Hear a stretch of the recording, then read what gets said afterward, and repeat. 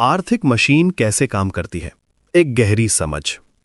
दोस्तों, आज हम एक ऐसी चीज के बारे में बात करने वाले हैं जो हमारी रोजाना की जिंदगी को प्रभावित करती है, लेकिन फिर भी बहुत कम लोग इसे समझते हैं। रे डालियो का कहना है कि अर्थव्यवस्था एक सरल मशीन की तरह काम करती है, लेकिन इसकी गलत समझ की वजह से दुनिया में बहुत सारी अनावश्यक आर्थिक पीड़ा होती है।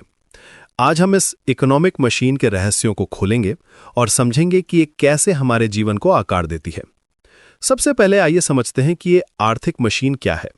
दरअसल ये बहुत सरल है। ये कुछ बेसिक पार्ट से बनी है और बहुत सारे सिंपल ट्रांजैक्शन से चलती है जो बार बार होते रहते हैं। ये ट्रांजैक्शंस मुख्य रूप से ह्यूमन नेचर से ड्रिवन होती हैं और इन सब से तीन मुख्य फोर्सेस बनती हैं जो इकोनॉमी को चलाती हैं। पहली है प्रोडक्टिविटी ग्रोथ, दूसरी है शॉर्ट टर्म डेट साइकिल और तीसरी है लॉन्ग टर्म डेट साइकिल। अब सवाल यह है कि ये ट्रांजैक्शंस क्या है। देखिए, हर ट्रांजैक्शन में एक बायर होता है और एक सेलर होता है। बायर पैसे या क्रेडिट देता है और बदले में गुड्स, सर्विसेज या फाइनेंशियल एसेट्स लेता है। यही ट्रांजैक्शन इकोनॉमी की बिल्डिंग ब्लॉक है। अगर आप ट्रांजैक्शंस को समझ गए तो आप पूरी इकोनॉमी को समझ गए, क्योंकि इकोनॉमी सिर्फ इन सभी ट्रांजैक्शंस का सम है।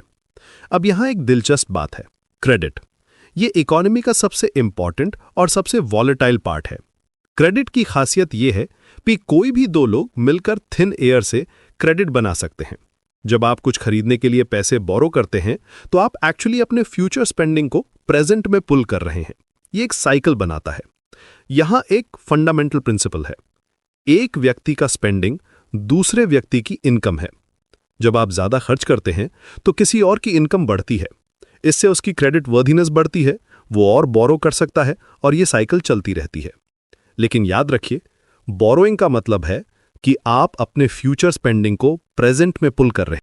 अब आते हैं प्रोडक्टिविटी की बात पर। लॉन्ग टर्म में प्रोडक्टिविटी ही लिविंग स्टैंडर्ड्स को बढ़ाने का एकमात्र तरीका है। अगर इकोनॉमी में क्रेडिट नहीं है तो ग्रोथ का एकमात्र तरीका है हार्डर या स्मार्टर वर्क करना। ये स्लो और लीनियर प्रोसेस है, लेकिन क्रेडिट के साथ आप तुरंत अपनी स्पेंडिंग बढ़ा सकते हैं। अब समझते हैं शॉर्ट टर्म डेट साइकिल को। ये टिपिकली 5 से 8 साल तक चलती है। जब इकोनॉमी में क्रेडिट आसानी से मिलता है तो लोग ज्यादा बोरो करते हैं और खर्च करते हैं। इससे प्राइसेस बढ़ती हैं, इसे हम इन्फ्लेशन कहते हैं। जब सेंट्रल बैंक को लगता है कि इन्फ्लेशन ज्यादा हो रही है तो वो इंटरेस्ट रेट्स बढ़ा देता है। इससे बोरोइंग महंगी हो जाती है, लोग कम खर्च करते हैं, प्राइसेस गिरती हैं। ये डिफ्लेशन है। इकोनॉमिक एक्टिविटी कम हो जाती है और रिसेशन आ जाती है, लेकिन यहां सेंट्रल बैंक फिर से इंटरेस्ट रेट्स कम कर देता है, बोरोइंग और स्पेंडिंग बढ़ जाती है और एक्सपेंशन फिर से शुरू हो जाती है। ये साइकिल चलती रहती है। अब आती है लॉन्ग टर्म डेट साइकिल की बात। ये टिपिकली 75 से 100 साल तक चलती है। इसमें क्या होता है कि डेकेड्स तक डेट इनकम से ज्यादा तेजी से बढ़ती रहती है। लोग एसेट प्राइसेस के बढ़ने से अमीर महसूस करते हैं और भी ज्यादा बोरो करते हैं। ये एक बबल बनाता है, द इनर एल्केमिस्ट। यहां एक महत्वपूर्ण बात समझनी होगी। जब डेट बर्डन्स बहुत ज्यादा हो जाते हैं तो एक पॉइंट आता है जहां इंटरेस्ट रेट्स कम करने से भी कुछ नहीं होता। ये डीलेवरेजिंग का समय होता है। ये यूनाइटेड स्टेट्स में 2008 में हुआ था, जापान में 1989 में हुआ था और यूनाइटेड स्टेट्स में 1929 में भी हुआ था। डीलेवरेजिंग एक बहुत कठिन समय होता है। इसमें लोग स्पेंडिंग कम करते हैं, इनकम्स गिरती हैं, क्रेडिट गायब हो जाता है, एसेट प्राइसेस क्रैश हो जाती हैं, बैंक्स पर प्रेशर आता है, स्टॉक मार्केट क्रैश हो जाता है और सोशल टेंशन्स बढ़ जाते हैं। ये एक विशेष साइकिल बन जाती है। डीलेवरेजिंग से निपटने के 4 तरीके हैं। पहला, लोग, बिजनेसेस और गवर्नमेंट्स अपनी स्पेंडिंग कम करते हैं। ये ऑस्टेरिटी है।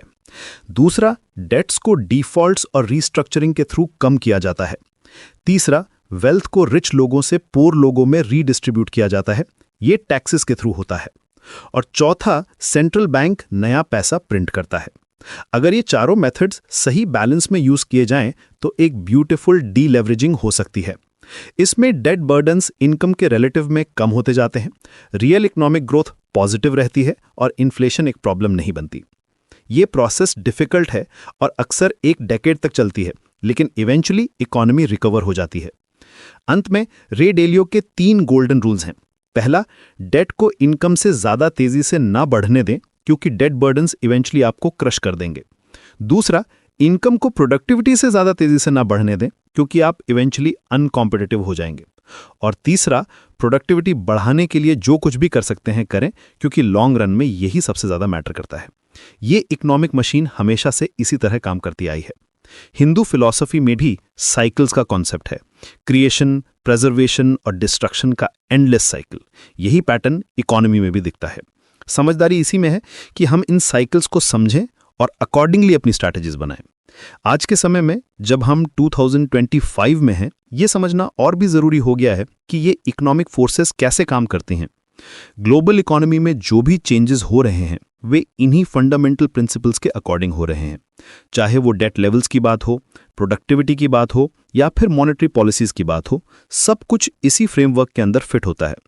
इसलिए अगली बार जब आप इकोनॉमिक न्यूज सुने तो इन 3 फोर्सेस को याद रखिएगा: productivity growth, short term debt cycle और लॉन्ग टर्म डेट साइकिल। ये समझ जाएं कि कौन सी फोर्स डोमिनेंट है और आप इकोनॉमी की डायरेक्शन प्रिडिक्ट कर सकेंगे। यही रे डेलियो का टेम्पलेट है जो उन्होंने 30 साल से ज्यादा समय तक सक्सेसफुली यूज किया है।